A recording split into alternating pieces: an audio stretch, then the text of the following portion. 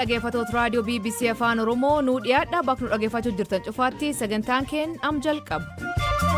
Oduu galgal kan isiniif dhiyeessin keessaa Oromoon keenya irreechatti hirmaachuuf Oromiyaatti imalaa jiran. Siyaade Oromiyaa irreecha hirmaadde uummata Oromootiin wal argine waliin bashannanne waliin gammanne rabbii galatti galcha baay'ee gammachuu guddaatu na dhaga'ama. Masqalii amantamoo aadaa akkamiin kabajamu? Yoo koodare birraa daangulee koo jedha amma birraan misirroodha kanaafan siin jedhe karaa adda addaa sirbamaaf karaa adda addaa faarfama. Weerarii boolaa miidhaa akkamii Ugaandaa fidaa jira sagantaa keessatti saniif ibsina kanaaf oduu dabalatan waliin tura an asli galgaloo.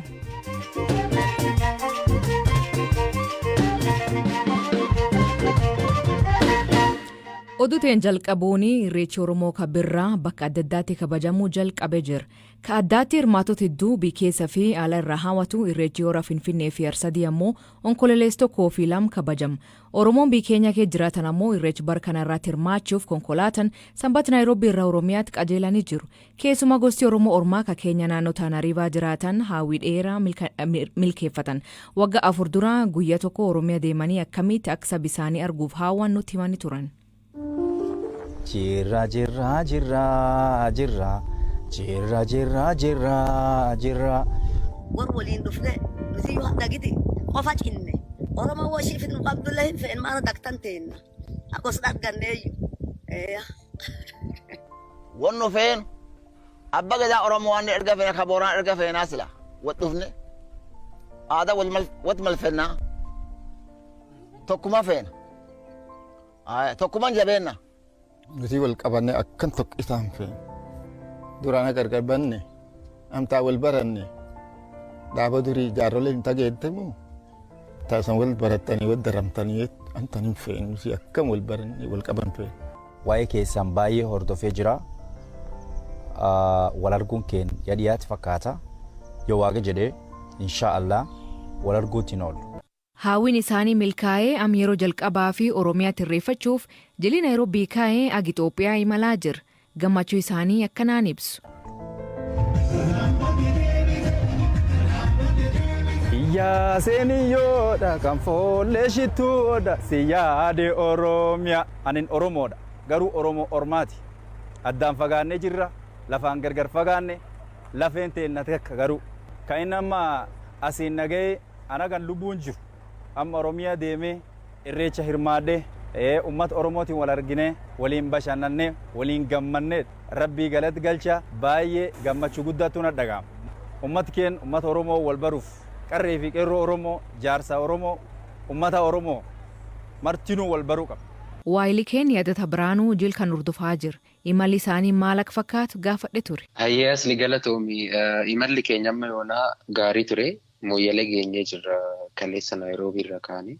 Bunni xiqqoo hamaa gara kaaba Keeniyaa kana xiqqoo shiino'a. Isuma keessa dabarree garuu mooyyalee geenyee amma namoonni gara Itoophiyaatti ayyaana irreechaa bara kanaa kabajuudhaaf imalaa jiranii. Jilli kun gariin mooyyalee qubatee jira. Gariin ammoo kan duubatti hafanii jiru. Isaaniin eegaadha kan jiranii. Amma yoonaa haalli jiru dassa.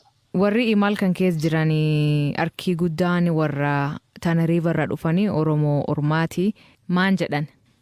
Aslii yaadatte yoo ta'e ganna 4 dura bara 2018 keessaniifatti waliin deemnee turre gana Taanariivaa. Yeroo sana namoonni dubbisneen hagam Oromoo daangaa cicee jiru yookaan immoo Itoophiyaa keessa jiraatu hagam akka yaadanii waggaa kana hunda guutuu osoo waliin argin adda adda cinnee amma garuu yeroon waan dhiyaate fakkaataa jedhanii nutti dubbatanii turanii. Egaa fuula isaaniirra yoo ilaaltu dubbii isaaniirra yoo dhageessu baay'ee akka gammadanii jiranidha. Obboloota isaanii gamas jiranii ilaalanii deebi'uudhaaf irreechi akkamittiin akka kabajamu ilaalanii deebi'uudhaaf baay'ee gammadanidha kan jiranii. Ammayyuu asiifachi deddeemaa mooyyalee daawwachaadha kan jiranii. Hedduu gammadanii si'oominaan kan deemaa jiran. Qopheessa sagantaa kanaa yookiin qopheessa jil kanaa dubbiste? Dubbiseera.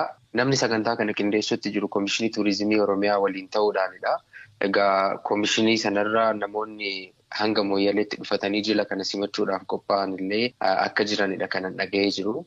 Kanaafuu guyyaa borii ganamaan ka'anii magaalaa Moyyalee gama Keeniyaatiin jiru keessa erga naanna'anii booda daangaa qaxxaamuruudhaan namoonni hedduun yeroo jalqabaatiif akkuma jette Taana Riiver irraa kan ka'anii Marsabiit irraallee kan isaanitti makatanii jiru. Isiyooloo irraallee akkasuma gara Itoophiyaatti ce'anii simannaan erga taasifameefi booda Finfinneetti imala isaanii taasisu jechuudha. Kunin yeroo jalqaba sagantaan kun qopheeffame qindeessa natti dubbateen maan siin jedhe fuulduraanitti fuufamoo akka nu hubachuudhaaf yaaletti hin jalqabame malee waan dhumu miti. Iyyaafachuufis akka yaaletti immoo kana duuba Oromiyaa fi Oromoo bakka jiru maratti walitti fiduudhaaf yaalii taasifamaa jiruuni yookaan immoo Oromiyaa bal'oo beeksisuudhaaf yaalii taasifamaa jiruun sagantaan kun waggaa waggaadhaan akka itti fufuudha hubachuuf kana yaale. Galatoom yaadata. Hayyee hedduu galatoomees.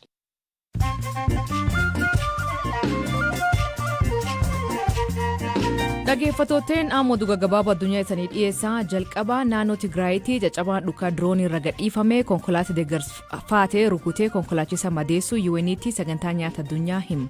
Konkolaachisaa fi konkolaataa irratti miidhaan salphaan dhaqqabu dubbii himaan dhaabbatichaa Rooyitaasitti hima. Konkolaatichi namoota sababa waraanaatiif buqqaanii nyaata geessaa ture jedhan dubbii himaan humnoota Tigraay obbo Getaachoo Radaan yakka qaanneessa jechuun gaaf dilbaataa fuultuuta isaarratti barreesse ture. Uganda bakki boolan itti argamteetti eegumsi fayyaa nuu hin godhamne jechuun hojjettoonni fayyaa hojiirra dhaabbatan. Hospitaal Mebende jedhamutti hojjettoonni fayyaa 6 boolan qabamu himan. Ammaatti namoonni dhibee kanaan shakkaman 34 yoo ta'an dootii namoota 21 ammoo iboola ta'uu kennuullee aman mootummaan. Kaab Keenyaa naannoo Turkaanatti shiftaan horii saamtee nam 11 ijjeessu poolisiin biyyattii beeksise. Warri ijjeessan keessaa poolisoonni 8 namoonni nagaa 2 fi bulchaan 1 jiraachuu himan. Naannichaatti lafdhee dorii fi bisaan irratti walitti bu'uun waan barame. Hidhattoota Al-Shabaab ka Al-Qaa'idaan deeggarame irratti waraan mootummaa Soomaaliyaa baneetti dirooniin Tarkii makamuu isaanii Soomaaliyaa mirkaneesse. Ministeerri dhimma biyya keessaa Soomaaliyaa Mo'allim Fiiqii akka miidiyaa dhuunfaa Universal TV irratti himaneetti dirooniin lolaa fi to'annoo fayyadan humnoota waraan Soomaaliyaa fi gargaarsa qilleensaa kennan. Dabalataanii pireezidantii Raashiyaa Vladimir Putin daangaa biyya isaa ittifachuu fi meeshaa niwukiliyaa fayyadamuuf qophaa'u dubbate. Kun niwukiliyaa diqqaa taktikal jedhamu Yuukireen keessatti fayyadamuu danda'a jedhamee yaaddoo uume. Pireezidantiin Ameerikaa Joo Baayiden ammoo meeshaa waraana niwukiliyaa fayyadamuun baay'ee bal'aamaafaa fi ka erga waraana addunyaa lammaffaa as waraan cimaa kaasuu jechuun akeekachiise.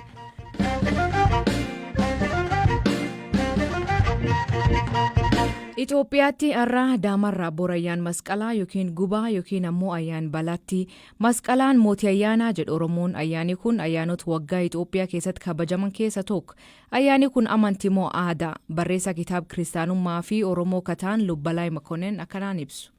Kalli amantiidha. Garuu amma biyyi keenya Itoophiyaan kun aadeffateera. Yeroo ammaa amantiidha, feestivaala, aadaadha, hambaaledha fi namni tokko oduma ortodoksiin ta'in bashannanaaf dhufullee jira. Musliimni illee ni dhufa. Naquun nameessitti dargaggoonni keessattuu. Kun wanni agarsiisu amantii qofaa miti jechuudha. Ka'umsa isaati amantiidha malee. Kanaafuu agarsiisuun isaa amma jiru amantiidha fi aadaadha fi feestivaala, hambaaledha kana jechuudha. Egaa amma nuti ijoollee taanee wanni argaa turre Oromoon yoo eebbisu yoo sirbullee yoo gammachuusaa ibsu masqala mootii ayyaanaa jedha. Yoo geerrarullee ayyaanni Oromoon kabaju guddaa keessaa tokkichi masqala kana. Aadanii fi amantii wal keessa jira. Ayyaanni masqalaa Oromoof maan? Aadaan Oromoo fi masqalii waliin hidhat qabu? Barreessa ilaalcha Oromoo fi hayyuu erga dhageettii Oromoo obbo Dirribii Dammisee Bokkuu turtii BBC Afaan Oromoo waliin taasisaniin akkasiin ibsa. Oromoon waqtii yookiin yeroodhumayyuu akka adda addaatti kukkuteeti ilaala. Akkatti Oromoon kutuu Oromoon egaa dhahaa mataasaa qaba. Kalandar jechuu kooti. Urjii ilaalee, baatii ilaalee, bakkalcha ilaalee, aduu ilaalee uummata dhahaa mataa isaanii uummatan addunyaa kana keessaa afur keessaa Oromoon tokko. Chaayinaa, Hindii fi Maayyaa fi Oromoodha kan saayinsiidhaan wal qabate kalandara kan uume. Kana wal qabachiiseetu haala roobaa fi haala caamaa ilaalee waggaasaa fi ayyaana adda addaa akka dhaasaa kalandara isaatti ayyaaneffata. Alii jedha Oromoon waqti siizin isa jedhu sana Alii 4 qaba Oromoon Arfaasaa, Birraa, Bonaa fi Ganna qaba. Aliwaatoo jedha Oromoon gannaan. Aliwaatoo jechuun alii yookaan siizinii waan biraa isaan kaanirra wanni adda addaa dafee jijjiiramu. Yeroo kana hubatee Oromoon maqaa Aliwaatoo jedhe. Alii waan baay'een ta'u. Aliwaatoo 7 tura. Akka gannaatti kan ilaalamu ganni ji'a 3 miti 7. Aliwaatoo kurni irraa jalqaba. Gaafa masqalli 7 hafu Aliwaatoo seena jedhama. Torbii, kurni, saglii, 8, torbii, 6, 5, arfii, lamee, takkee jedha. Gaafa takkeen takka taatu masqalaa gaafa sana bara haaraadha. Tokkoon isaanii kurniin an jedhu kuni bultii 7 qabu. Isaan kun 7 keessaa bahu. Ayyaana qaba Aliwaatoo.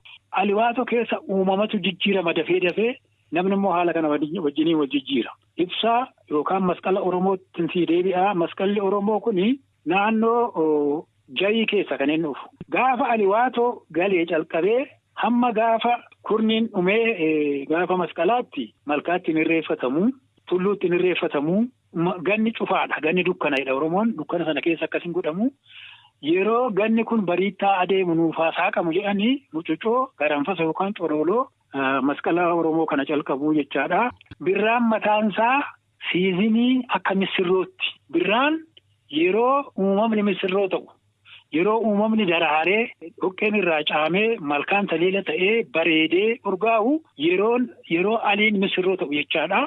Kanaaf egaa birraan akka kanatti adeemee yoo koodaree birraa daangulee koo jedha. Amma birraan misirroodha kanaafan siin jedhe karaa adda addaa sirbamaaf karaa adda addaa faarfama. Kun hundumtuu sirba kana fideemmaa inni amantiidhaan waan wal qabatu amantii kiristaanaatiin waan wal qabatu hin qabu. Jedhee gaafa kurni irraa ka'ee takkee dhaqee takkeen takka gaafa taatu masqala. Masqala isaa amma gaafa 17 oolchanii warri kiristaanaa gaafa masqaliin Kiristoos argamee illeen argitee jedhanii ayyaaneffatanidha. Kuni fidanii beekaa irra buusan malee dhimmuma masqalii sanaa walirraa hin qabu. Kanaaf masqalli inni kun kan Oromooti, kan uummata Afriikaati, Walaayittaanis, Sidaamaanis, Geeda'oonis, Gaamoonis akka addaatti ayyaaneffata. Kiristaanaadhaan masqaliidhaan waa tokko wanti walitti fidu hin jiru.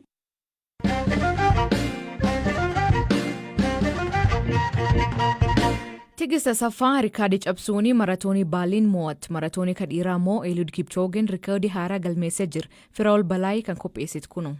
Dorgommii fiigicha maaraatoonii biyya Jarman magaalaa Berliinitti dilbata fulbaana 25 gaggeeffameen atileet Tigist Asaffaa rikardii haaraa galmeessuun injifatteetti.